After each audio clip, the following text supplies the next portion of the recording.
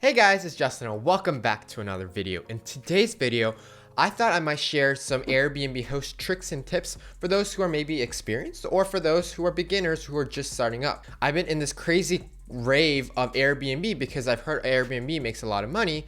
On top of that, I've actually gone into the game and done some research, and I'm actually closing on a condo next week in Atlanta, and I'm pretty much really excited to get started with Airbnb. And so I thought I might give you guys some tips and tricks to go along the way if you are getting started with Airbnb. So let's start off with the first tip. Do not use bad photos. Now, it is really tempting to get your listing out right in there on Airbnb, but I've seen a lot of people put bad pictures. What I mean is by using your cell phone, a old phone. Now, I think this one's the iPhone 12 Pro Max, but I'm saying if you have an older phone and you're taking just portrait mode screenshots or photos of your Airbnb, it's not gonna do as same as somebody coming in as a professional, getting like a 24mm lens and having a quality camera and they knowing what they're doing. It's gonna make a big difference. Same thing when you sell homes or you buy homes. Would you rather buy a home that's, just click on a cell phone, or somebody who took professional photos and had it edited for you? Those are things that you wanna look for. If you're actually listing this because it is a business and you want more people to come in and click on your listings and hopefully book you, then you have to have good photos. So don't cheap out and just take a phone picture. Go and spend the $100 or $200 or whatever amount it is. It's about $70 to $100 an hour. Now, it could be different by every location, and they'll charge a little bit more on the golden hours, which I'll talk to you guys about in a bit. But invest that money to get better photos, because then you can get more listings and more people into the door for your listings. On top of that, make sure you guys have good lighting. I've seen so many photos where it's just so dark. You want to make sure that the lighting is good. When you guys see me in this photo, I have a light right here, backlights. Like, I make sure that I'm lit up so you guys can focus on me. So that's what's really important to get your photo selling. You want to make it feel like if you were on vacation, would you book that place? If it's not, then maybe you need to do a better job and maybe putting lightings or getting somebody that's a pro in there and making sure the lightings work, or maybe even Photoshop some light or edit the photo to make it really nice and crisp. And another tip that I would say is if you guys are going to call a professional photography to take your photos, try and get them to come on golden hour, which is basically when the sun is setting a little bit and there's that haze going, that brown yellow haze. That's a perfect time for photos, and it makes it more inviting for people to come and stay at your Airbnb. Pro photographers know that that is like the best time, so they'll charge a little bit more, like $50 to $70 extra, but it is worth your investment. You only get one shot at this photography when you list it. So you want to make sure these photos are great and have a story when you make these photos. When we sell homes, you want to make sure you know exactly what's going on, right? From the front door, and have the story, right? The kitchen or the living room or the bedrooms. You want to make sure it flows together. And so when you post your pictures, don't put random pictures and don't put a description. You want to give the Airbnbers an idea of how your listing will look like and what they'll expect when they come into your Airbnb. Make it enjoyable and inviting for them to be like, ooh, this is a place I really want to stay, right? And that's what's important. Make a story of your own listing. The second thing that I'm going to talk to you guys is more on the back end logistical stuff. You don't want to do fixed pricing. Now, when you start off with Airbnb, Airbnb has their own software of smart pricing and their fixed pricing. Now, I've seen a lot of people just go ahead and do fixed pricing because it's like, well, if I do $100 every night, then I'll get $100 every night. And it's easier for them to calculate their revenue and their gross income and everything.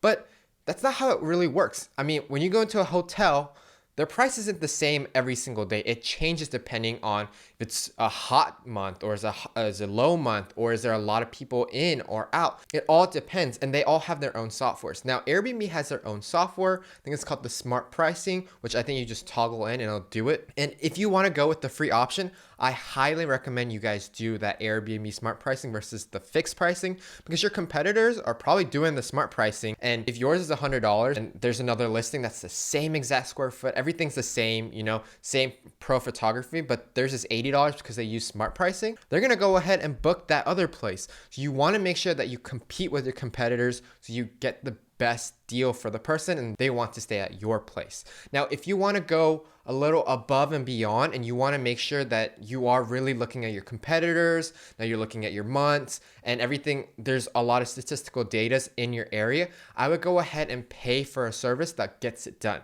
Two services that I know is DP Go and Beyond Pricing are the two main ones that I've sort of researched. They'll take your Airbnb and then they'll stick in data from other Airbnbs around your location, probably in the 1 to 2 mile range. And they'll basically give you a smart pricing every single day, every single minute, so that when an Airbnb person that wants to come in and book your place, it'll automatically set the rates compared to your competitors so that you get the same price. And plus, let's say it's a hot month. Let's say there's a football game going on or there's a concert. Let's say Kanye West. Kanye West just came like 2 weeks ago.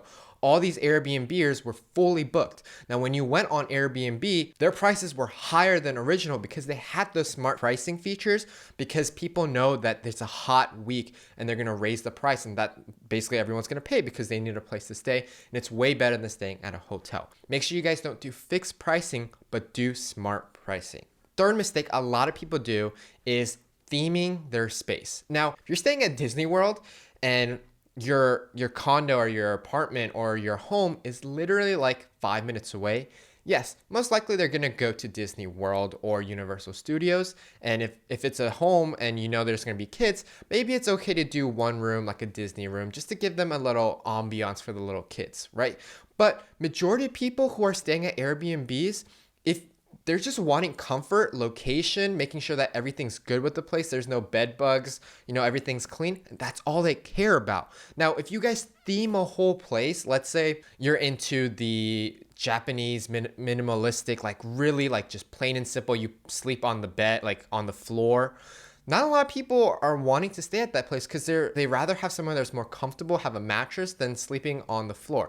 And so you're going to really drop your niche down to probably like 10, 20% of the people who are booking at your place, and you're limiting your income for people that are only trying to look at these types of homes. Make sure you guys are going for majority, not minority of a niche, because it's harder to sell and it's going to take more time for people to book and you won't make as much revenue. So make sure you go with more comfortability. What's out there like boho, contemporary, industrial, something that people are looking into and it's comfortable to stay and it's clean. That's the most important part. Don't theme your place, a whole place, with something that you think that's going to sell really hard and that's the best thing in the world, because probably not everyone in this world agrees with what you think. So make sure you guys just do something that's majority likes and very comfortable and clean. All right, the fourth thing that I'm going to talk to you guys about is not communicating with your guests. Do not do this. When somebody books your place, you'll have a preset where you can send them an email about your place and this and that.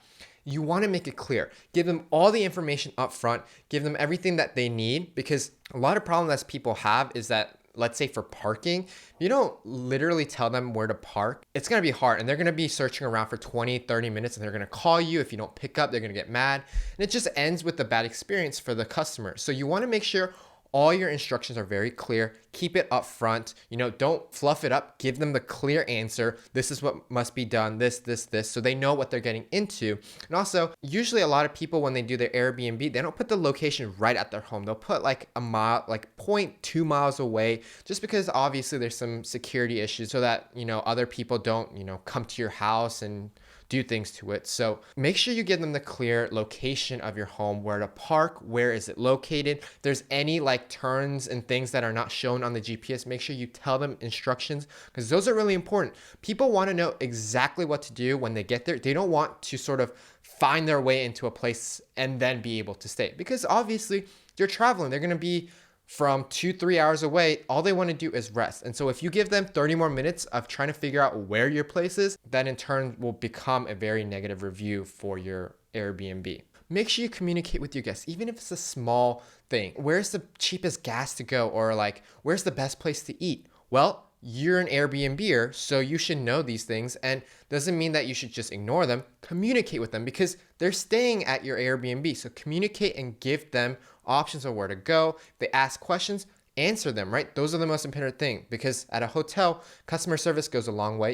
Even in restaurants, customer service goes a long way. So if you ignore them, they're going to feel that, and you'll feel it back at you with that negative review. You want to make sure that you get good positive feedbacks, and you always get that 5 stars. So make sure customer service is the best, because that goes a long way with your business. Fifth thing that I want to talk to you guys, and it's the last thing, is to tell the truth in your descriptions. Yes, it's always good to oversell, but there is a limit on what you guys want to oversell. If you say you're really close to an airport, but you're like 10 miles away, they're gonna come in expecting that, oh my gosh, I'm really close to the airport, we're gonna be about like 5 minutes. And then when they put it into their GPS and it's like 30 minutes, You're gonna be like, what? You lied to me? Like, why is it so much traffic, right? as it goes, tell the truth on everything you have on your Airbnb. If it's something like there is some air condition issues, put it in your description, because you don't want them to go into your Airbnb and the AC doesn't work and they're like, what the heck is going on? And they're gonna call you to make sure that this gets fixed.